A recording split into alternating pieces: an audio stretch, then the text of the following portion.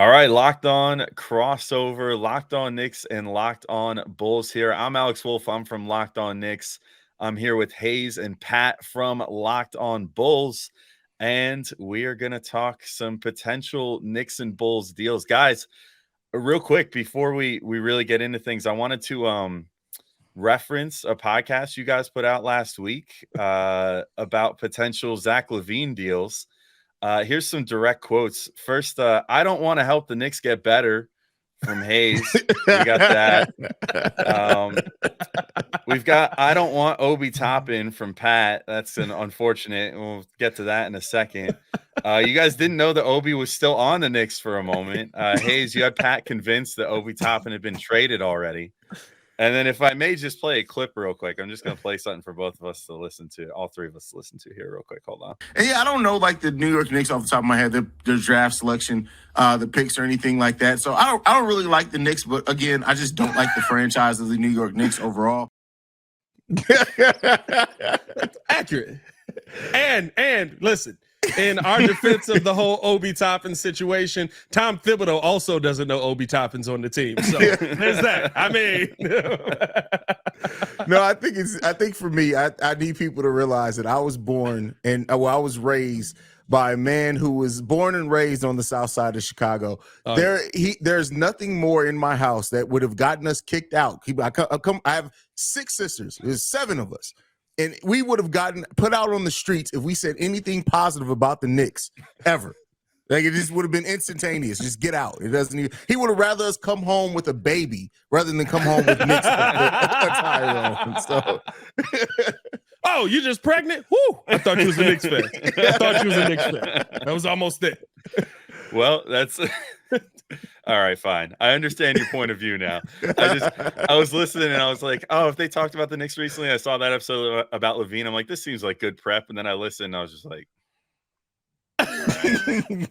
well, good to know where the starting point is. I'm gonna be honest with you. That was us being nice. We've gone in, but I mean, we don't have a ton to brag about right now. You know? Well, that makes one show. The Knicks have quite a bit to brag about right now. Anyway, so I figured a good place to start, guys, would be just kind of taking the temperature of where both sides are at, right? Like, I think. Correct me if I'm wrong. I think both teams probably came in with roughly similar expectations this past year and ended with vastly different opinions of where their teams are at the moment. I know you guys have been having a lot of discussion about like where the Bulls are at right now. Should they rebuild? Should they look to retool? I mean, where are you guys kind of standing right now as far as where the Bulls are as a franchise and like what their ambition should be right now going into the offseason? I think there's 2 different conversations, right? There's what a lot of Bulls fans want to happen and what realistically is going to happen. We have our president of basketball ops is from Denver, who just won the NBA championship and who waited on that team for basically 6 years to finally just like, all right, kind of figure out how you play in the league. Now let's see if we can get everybody healthy. Finally, when everybody was healthy, they were ready to go. I think it's kind of with me and Haize, we have our moments when we're very meathead fans. I'm not going to lie to you. Like we have our moments where we like, hey, this is what we should do. This is how we go all in on this. But then more times than not, we're pretty logical about it. And the thing is, the Bulls are going to be a retool type of team. They don't feel like they're going in the other direction because, I mean, realistically, if there is Alonzo Ball or you see the Pat Bev effect, maybe this team gets 5 or 6 more wins. That's a 45-win team. We're talking about a completely different. We're talking about them as if you would talk about your Knicks, right?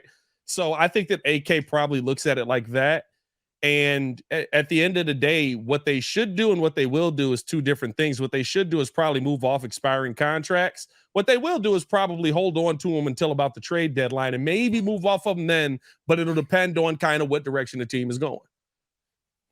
Yeah, what do you think on that, Haize? Are you kind of in the same boat, or like, what do you think as far as if you were going to pick a direction, where would you be at right now? I mean, the first direction I would pick is to fire Billy Donovan. That's one of the things that me and Pat do sometimes disagree on. But I think for me, where I am on the Bulls roster is every time we've seen the Bulls roster with a legitimate point guard, we've looked decent, middle of the pack. I was one of the people that during the Bulls even the run with Lonzo, we were in the middle of a 9-game winning streak, and I was on the show and I said, hey, they're not going to keep this up. Do you notice the defensive lapses here? Yeah. And so I've always seen the Bulls roster in I think of more like I know what they can be, but to be that, they need a point guard who's going to unlock and force everyone to kind of play in their more natural roles. DeMar DeRozan dribbling the ball 18,000 times with 500 pump fakes just isn't good offense. And I think the NBA has adapted to that. So I think if you're going to keep this core together, your first thing needs to be go out and get you a point guard. Yeah. That's where I sit with this team right now. Feels pretty relatable to the Knicks of like the last 20 years or so. Up until present day, obviously. Yeah. I mean, if I were to try to inform Bulls fans about like where the Knicks are at right now, the point guard made all the difference, right? I mean, it was like the Knicks couldn't find their way for a long time, because of the fact that they didn't have someone that could get guys the ball in their spots or reliably create a shot for himself or for others. Yeah. You go from like Elfrid Payton, who was horrible. Elfrid Payton. Yeah. to an older version of Derrick Rose, which I mean, to his credit, he was fantastic in 20 to 21, but like obviously this year finally you saw like the wheels kind of fell off a bit for him and last year too a bit, whereas like the injuries kind of caught up again and he seems to have finally lost the crucial step that was like hanging, keeping him hanging on there. And then now he's probably not with the team anymore, but then Kemba Walker last year, that didn't work out. Tibbs trying to play Alec Burks a point guard.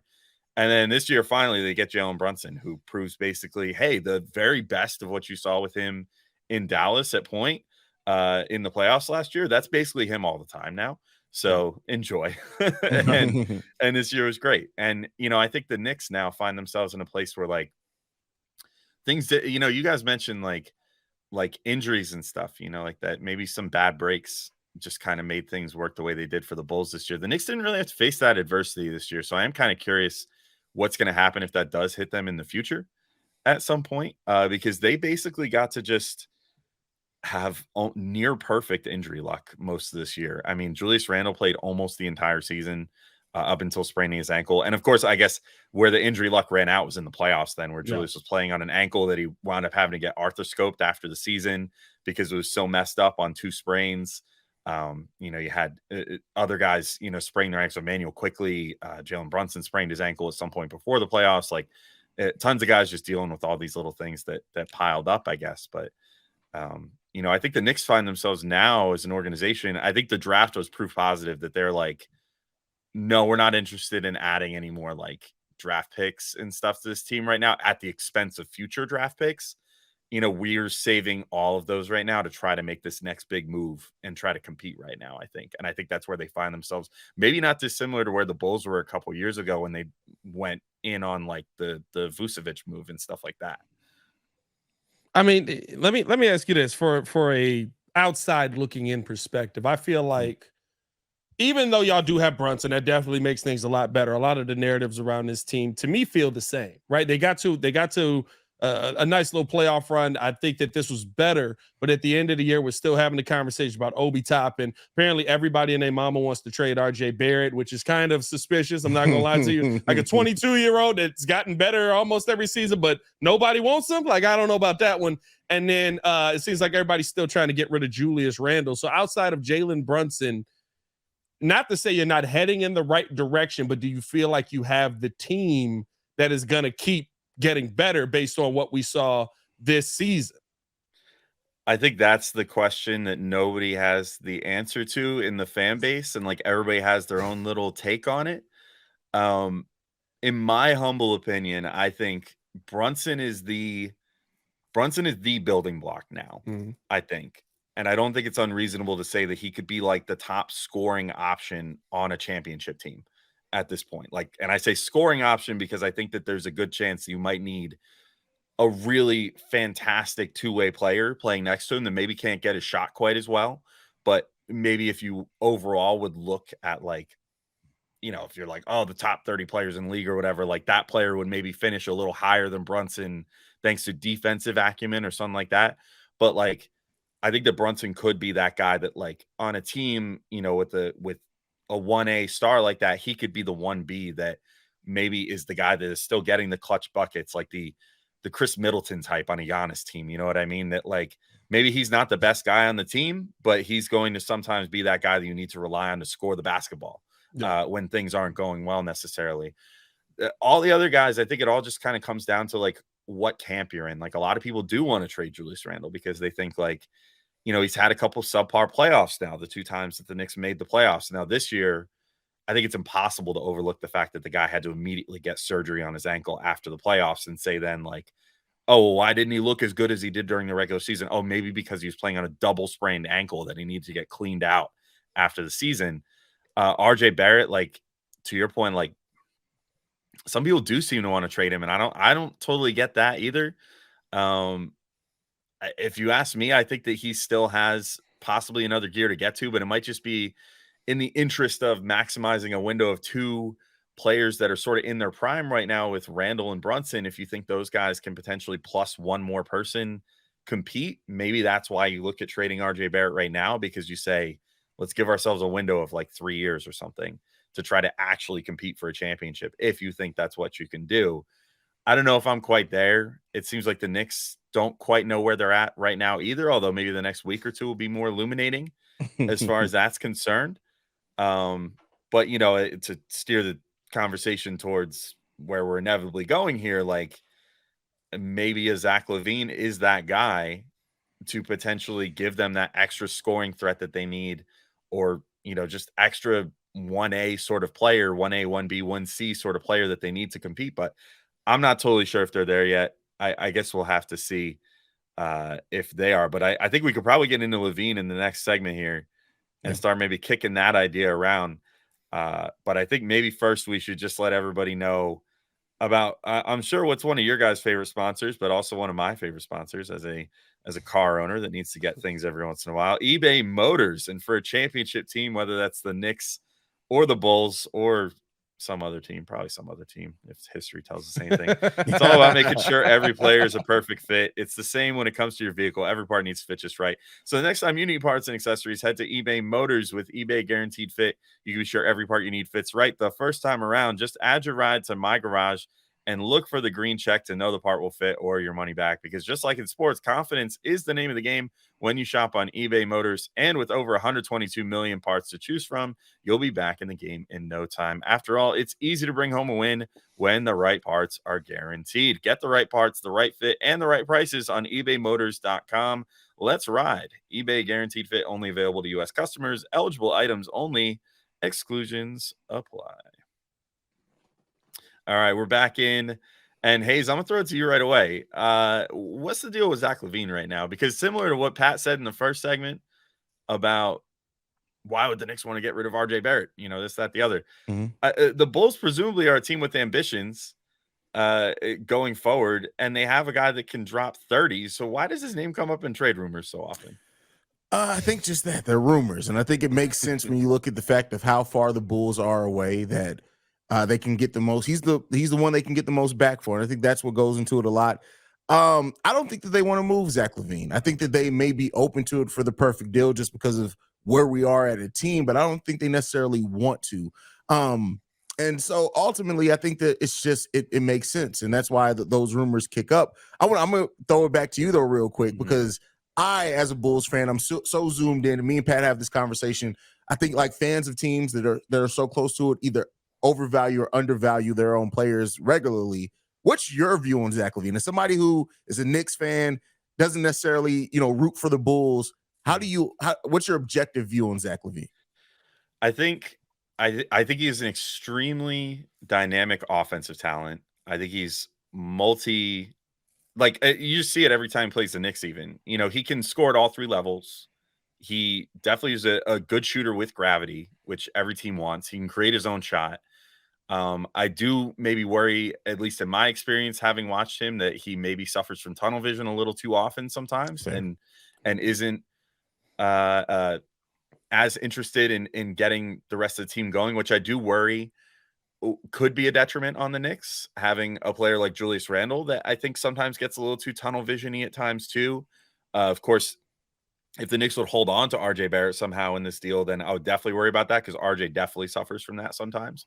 So that worries me a bit. The defense is the part that really gives me pause about potentially giving up big assets for a guy like LaVine. The on-off numbers and the defensive rating statistics and all that stuff really paint a grisly picture about about Zach LaVine and the impact that he has on the court one way or the other. So I think my biggest worry, if I was going to distill it down to one thing, would be like, would I really feel comfortable giving up the assets it would probably cost to get a Zach LaVine if I'm not 100% positive that his offensive contributions are making the team that much better than his defensive limitations makes the team? And I don't know if I'm 100% there, to be completely honest. I'm not mad at that explanation at all, because I mean, AK told us, I mean, the Bulls pretty much put the package out there, right? Was it 2 picks, 2 first-round picks, a good young player, and filler for the contract. Yeah. And I mean, for you guys, that would basically be 2 first-round picks, probably RJ Barrett. Mm-hmm. And I don't know what's filler at this point. Evan Fournier and Fournier definitely is filler. Had they not just opted Quickly? Rose, Quickly's not filler. Let me tell you that. How much is Quickly making? I don't know. I'm just saying. I don't know. I mean, Quickly, that's your good young player right there. I'll tell you, I'm not mad at Quickly either. I'm not mad at Quickly either way. You know what I mean? Yeah. You try to slide that in there, Pat. I tried to. You see, I tried to slip that into there. Quickly. Defense. Like, let me just place a quick defense right there. Swat that right out of here. That is better than LaVine. I would probably, I mean, if you want to talk about a guy that the impact statistics love, like they hate Zach LaVine, Quickly is like literally out of this world. You know, it's funny. I saw this new stat that someone came up with earlier today. It was it was like an asterisk tracker or whatever. Yeah. My one friend sent it to me to say like which championships have the most asterisks on them in recent years. And then it was like, if a top 30 player was out for a number of games, that counts as like a bigger asterisk or whatever. And then it showed like, in 2023, the top 30 players that missed significant games in the playoffs, and Quickly was considered a top 30 player by this like metric that they used. And I was like, man, that's crazy. That's crazy to think about. It's a good metric. You gotta slant that mud. Numbers will tell you whatever you want them to tell you. Because I will say this. Here's the weird part about it, right? I'm not gonna sit here and tell you that Zach LaVine's gonna stop anybody one-on-one 10 times out of 10. What I will tell you is that in a good team defense and a good system, and with a Tom Thibodeau, Zach LaVine probably would be a good enough defender for the offensive contributions to make more sense. Yeah. I think the same could be said for like Brunson in the way that, you know, with the Knicks. But I think that it ultimately comes down to like, I mean, how do you guys feel about LaVine's effort level? I guess would be a big thing. Like, that's the thing is, I think that all the Tibbs demands is that you at least try on defense, which granted he has different standards for some players. Sometimes Julius Randle has definitely put out some really deplorable defensive efforts and still gotten 35 minutes some nights, which always makes us as Knicks fans be like, why is he still getting these guaranteed minutes? But I mean, like Brunson, to his credit, he might not be the most physically talented guy on defense, but he does at least like give 100% pretty much the whole time, you know, and sometimes you see the fatigue set in if he's having to just constantly run the offense and generate all the points for the Knicks. Sometimes you see a little lapses there, but it's hard to fault him for that. But he generally tries. Like, do you find that LaVine tries on defense, or I don't think we've ever questioned his effort defensively. We've questioned some of his ability and maybe some of his help. But I don't think that we've ever been like, well, I can't say that. That Charlotte game had a lot of questions in it, but that was a bad game all around. Yeah. That's probably the only time I've ever questioned Zach's heart in a game. But at the same time, we were getting our heads kicked in pretty early in that game. So maybe heart kind of goes out the window when you have a game like that. I think we fought our way back in that one, didn't we? Like, I don't know, Haize, do you feel like we've ever really said like, Zach LaVine's not out there trying?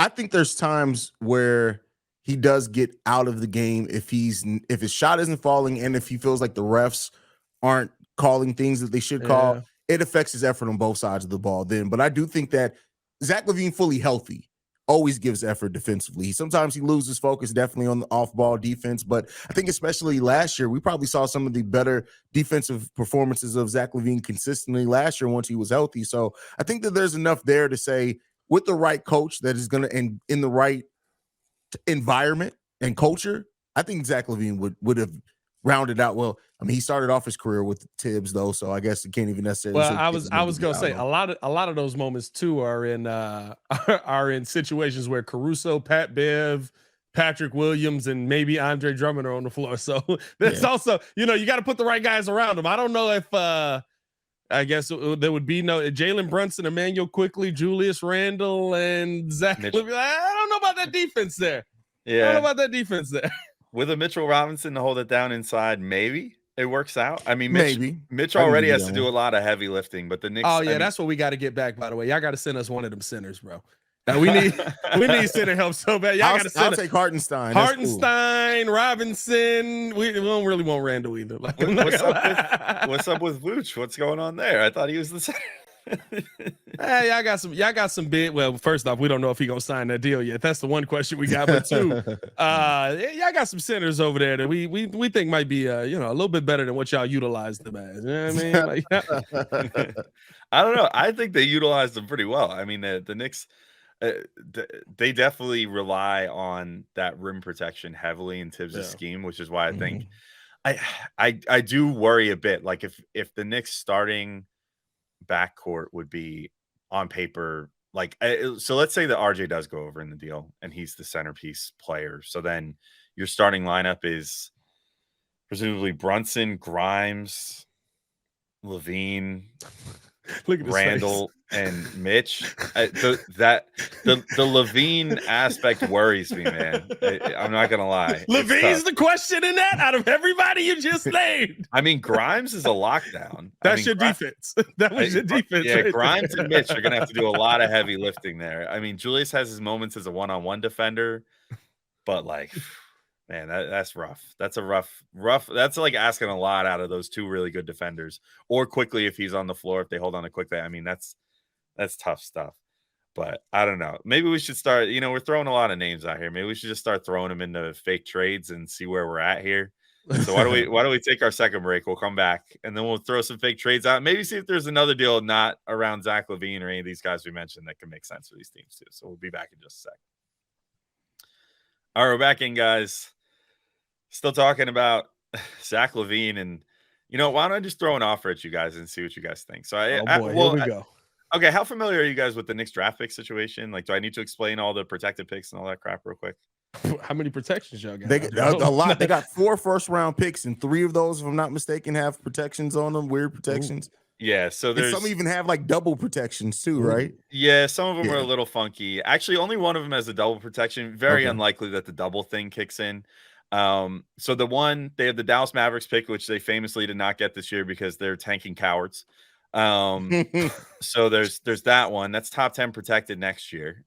So that's that pick, and then that's top 10 protected in 2025 as well, and then conveys is 2 seconds. If that conveys is 2 seconds, I mean means Luka Doncic is probably out of there. So we'll be having a field day regardless. Knicks and Bulls fans, I'm sure. Yeah. When that happens. So which I think will happen regardless because it's a terribly misrun franchise. Anywho, so there's that pick.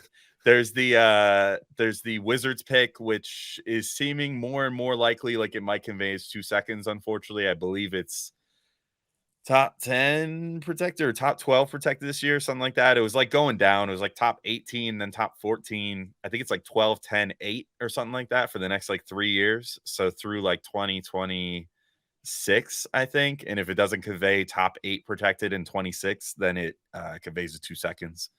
Then there is the Detroit pick, which is similar to that, but I think it's like lottery protected for a couple years and then goes down to top 10. I think in that same year, hopefully that one does convey, but if not, then they continue being a tire fire. So we'll see how that goes. And then the last one is Milwaukee's pick in 2025, which is top 4 protected. If it falls in the first 4 picks, it goes to, I believe, the Pelicans. And I think that the commitment is just extinguished then.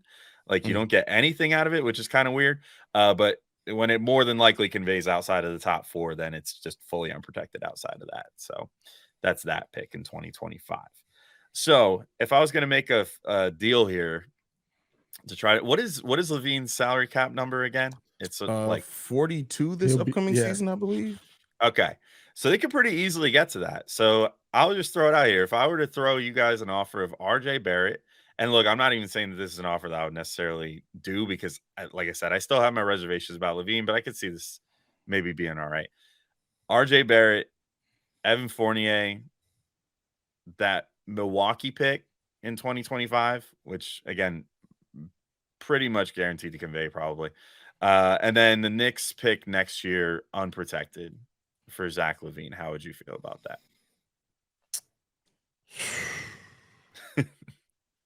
It's tough. I'm not mad at that because the one thing that it does is it puts the biggest question that the Bulls have is young players being put in the right position. The only question that I would have is we got some protections of our own. The protections don't seem to fall the Bulls' way. So I don't know realistically they're right. Like RJ Barrett is your centerpiece in that. And I like what RJ's done. I like how he's improved, but I don't know if there's much more on top of what RJ's already accomplished. Like I feel like RJ got to the top of his game. And this is probably the player that you're going to get, which isn't bad, but I don't know if it replaces Zach LaVine 1-for-1. And I mean, listen, I don't even think y'all really want Evan Fournier. Like nobody, definitely not. like you can't, you know what I mean? Like nobody really wants Evan Fournier right now. He's an expiring contract. He's money at this point. He's $18 million effectively. I throw him in there. It's like throwing in a bag with $18 million. What you think, Haize? What you got? Because I know you done got a counter already marked up over there, man. I don't necessarily have a counter. In fairness, it's not a bad. It's not a bad trade. It's not a bad trade. Because RJ's 22. 22. Yeah, he's very young. RJ Barrett's still only 22 RJ Barrett's years 22 old. years old. He came in as the youngest player in that draft, I believe. He may have just turned 23. He might have like literally just the other day turned 23. He wanted them Andre Drummond dudes. He feel like he's been in the league like 7 years. Yeah. He really feels like he's been around forever. Again, I don't hate the trade at all. I don't know if something feels off in that to me. And maybe it's just that I don't want to trade Zach LaVine and I don't trust RJ Barrett. I get it. He's extremely young, still has a lot of development that he could do. But like, to me, you're moving Zach LaVine in a move and none of the pieces you get back, I see ever hitting the value of what Zach LaVine has individually, at least. Yeah, I think that's totally fair. I mean, so from a Knicks fan perspective, I think a lot of people, and I'll probably get roasted in my own comments for this on YouTube and whatever, about like, oh, RJ still has so much more, you're undervaluing him at this point, blah, blah, blah. Like he did show some growth in the playoffs this year of all places. Like I think he actually really got kind of forged by fire this year in the playoffs. Like he was their second scoring option for most of the playoff run, where they made it to the second round and pushed the eventual Eastern Conference champions to 6 games. Like he was a big part of that. Like, I think the big thing for me is the shooting with him. And I'm starting to worry if that's ever going to come around consistently. He shot like 40% in 2020 to 21, but he was working mostly as a spot up shooter. And I think the thing that's going to limit him to hitting a ceiling anywhere close, and this would probably be a concern for the Bulls as well, right? His limit to hitting a ceiling anywhere close to being as good of a player as Zach LaVine is I'm starting to wonder if he's ever going to be able to make it as a self-created 3 guy. Like I think that that's his biggest thing that he can't figure out. And like he can get to the rim at will. He's gotten fantastic at drawing free throws. He had like in that game 6 against the Heat where the Knicks, like they played pretty well against them and it was a narrow defeat there. He had like 8 free throws in the first quarter drawn that, it is really impressive. I mean, that's the sort of stuff he can do. Like he's so effortlessly can get inside. He's finally starting to learn how to milk contact a little bit. Like all this contact he generates, he's learning how to draw the foul and all that stuff. But yeah, that 3-point shot, even from a spot up perspective, is not consistent enough for me, where he just goes through stretches where he's hot and then he goes through other stretches where he shoots like 20% for like a month. And you just can't have that throughout the course of a whole NBA season. And my thing with RJ is like, dog, I'm not gonna lie to you. He's always been this player. When he was with first off, he credit to him. I said he'd never have a jump shot. He's got a jump shot. I'll give him that. I said he'd never, because of how he shot at Duke. Bro, he shoot with the confidence of Stephen Curry, though. He does sometimes. Like, he lets it fly. Yeah. It depends on the game because sometimes you watch him shoot though, and it seems like he has no confidence, and yet he's still jacking them up, and yet you could just tell from the body language that he almost doesn't expect it to go in. Yeah. It's like Yeah. a full on like confidence issue with him sometimes. So it's like he has the confidence enough to put the shot up, but then immediately regrets it. And it's like, oh no, I don't think that's gonna go in. He's a I don't tough know. read. I think that's the thing, right? Like I would almost be more willing to. I mean, it would take more, but I would almost be more willing to talk about a trade, including Emmanuel Quickly over RJ Barrett. But I know y'all love Quickly too. So like, yeah, I mean, I guess that's the thing. If it came down to that, it would be like, well, I feel like RJ's perceived. Well, let me ask you guys this: is your perceived value of RJ Barrett higher than Emmanuel Quickly? Like, if you were going to be like, these are the players that not necessarily your own personal preferences, but that you just like looking at the Knicks roster and saying like, I bet if the Knicks would go to try to make a trade that RJ Barrett would be higher than Emmanuel Quickly, or you think they're roughly on equal standing? Like, I know Quickly finally got some national recognition this year a little bit. I think for me, I honestly kind of view them. If I was going to say anyone kind of higher, just in my own personal, I probably have Quickly slightly above RJ Barrett in value. But that, again, like I said, I don't watch every Knicks game, but just Quickly in the games that I have seen him, it just seems like he has kind of at times that once he gets it all together, he has that it factor when it comes to scoring. It just seems like he gets in the zone in that way. And I don't know if I've ever seen RJ Barrett quite getting that. Yeah, playoff RJ this year was nice. That's true. Yeah, playoff RJ this year was really nice. But I think here's the biggest question, right? And I think this is the reason why Knicks fans are so ready to get rid of some of these names that are on this team, and try to trade them to the Bulls for Zach LaVine. Is that y'all have the same questions? Like when you look at RJ, when you look at Emmanuel Quickly, I don't know, Quickly seemed like one of them players that Thibs don't really like too. Like he kind of give me that vibe as well, but I think that there's a lot of question marks on the consistency of these guys and where they fit in a system that has other players ahead of them offensively.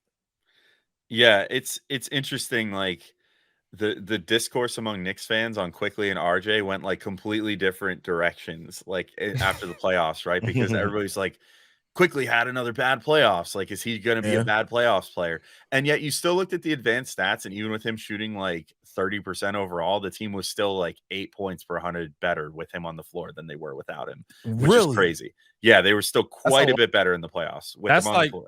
That's a good amount. That Thibs said, analytics be damned. You ain't getting these minutes. Yeah. Well, and I mean, he got a decent amount of minutes even when he was not shooting well, which really says like he's definitely earned Tibbs' trust at this point. Like he's a Tibbs guy through and through now at this point. Like if Tibbs is still coaching 10 years from now on a different team, Quickly will be that Derrick Rose that he's the D Rose guy. I need Quickly on this team right now. Get me Quickly immediately. But like, yeah, I think there's something just interesting about looking at the two of them and what their value is around the league. Like I don't quite know how to gauge it either. I think there's something to be said too with RJ's getting his big boy money next year. Like, yeah, it's tough. He's on his next contract, and yet he's still not. I wouldn't call him overpaid or anything.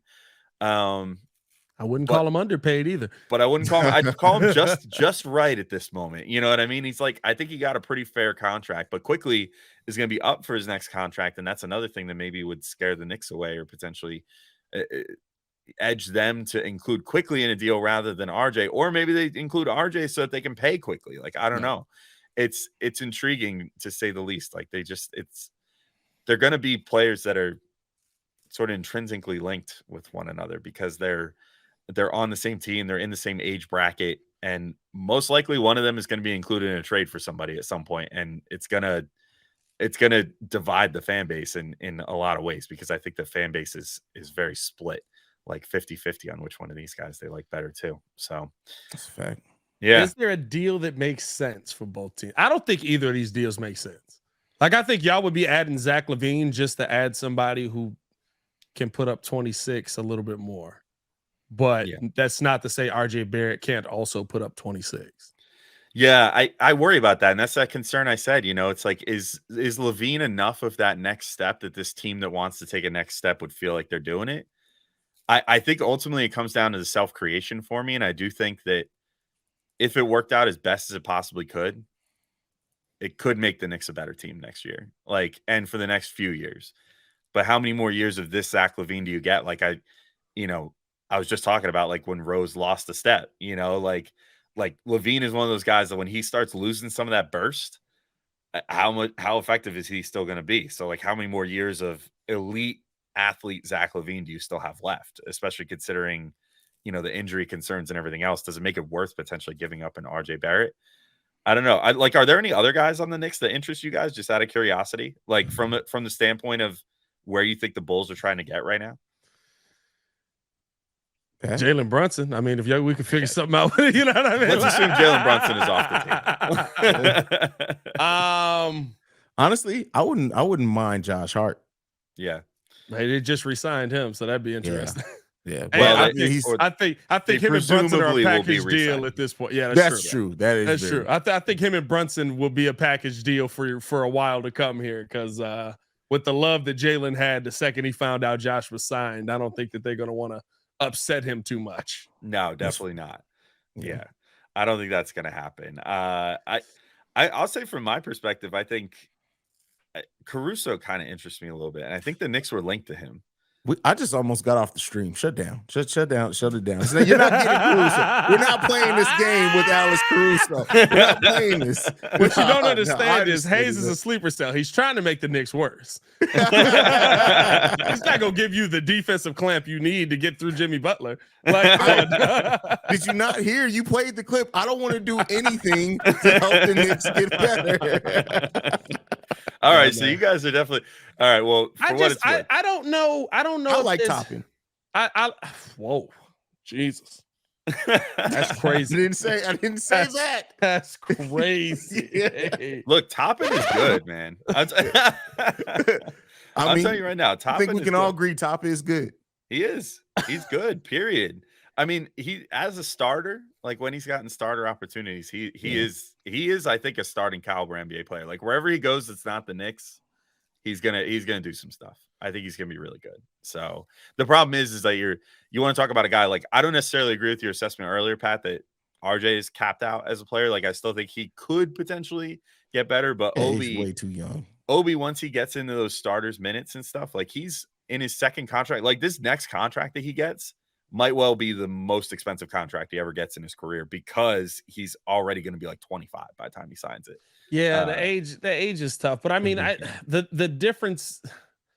It's funny because like before we got on, we were talking about why I thought why I let Haize convince me that Obi had been traded. It was because I was thinking of Kyle Kuzma basically, and I mean, Kuz was the same way. You know what I mean? When Kuz is what, 27 now, 28, and he probably is gonna get, I don't know if he gets 30, but he's probably gonna get closer to what he's looking for than what most of us think Kyle Kuzma is worth. And it's just having an opportunity to go out and show it. Yeah, I mean, go out and show what you can do. So I think if Obi can go somewhere and prove what he is and prove that he's this next level dominant player, I mean, it's not like he's going to retire at 30. Mm-hmm. So I could see him going somewhere else. I don't know. Obi's a question mark player for me, just because it's like, why does Thibs hate him so much? It's honestly, we ask ourselves. It could just be Thibs, though. It could just be. And I don't even know if it's as much that Thibs hates him as much as Thibs loves Julius Randle that much more. You know what I mean? Like he has given Obi the chance. He's got his guys. Yeah, he's given Obi a chance to shine when Obi, when Julius has been hurt or whatever. But like Obi also has had a very short leash, which Thibs does to a lot of these guys, and like quickly was able to kind of mentally overcome that and just play within himself all the time. Obi, I still don't know if he can quite deal with like, crap, if I brick this three, Thibs might pull me from the game right the next second. Even if I've scored like 6 points in 2 minutes prior to this, if I brick this three, he might pull me, because that's just how he is.